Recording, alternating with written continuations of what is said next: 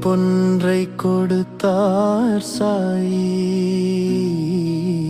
குறிப்பொன்றை கொடுத்தார் சாயி.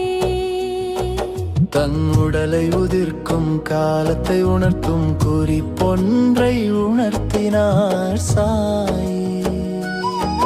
தன் சமாதி நாளுக்கு 2 வருடம் முன்பு விஜயதசமி அன்று உடைகளை கிழித்து துணியில் வீசி சமர்ப்பணம் செய்து ஆவேசம் கொண்டு என்னை பாருங்கள், நான் எம்மதம் கூறுங்கள் என்றார் கோபமாய் சாயும்.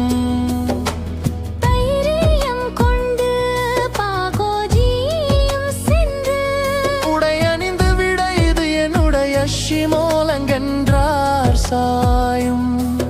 இரவு வந்திட இயல்பு திரும்பிட சாவடி ஊர் சென்றார் சாயும்.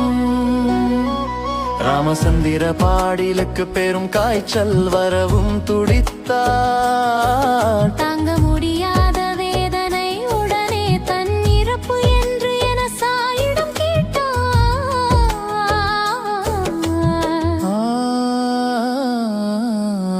கவலை கொள்ளாதே, உடல் நலம் பெறுவாய். தாத்யாவை நினைத்து நானும் வருந்துகிறேன்.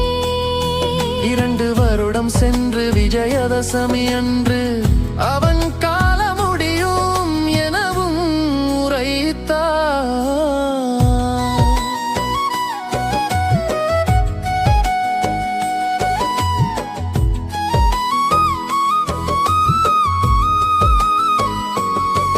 ரகசியம் அறிந்த ராமச்சந்திர பாடியில் பாலாசிம்பியும் கவலையுடனும் வாழ்ந்து வந்திட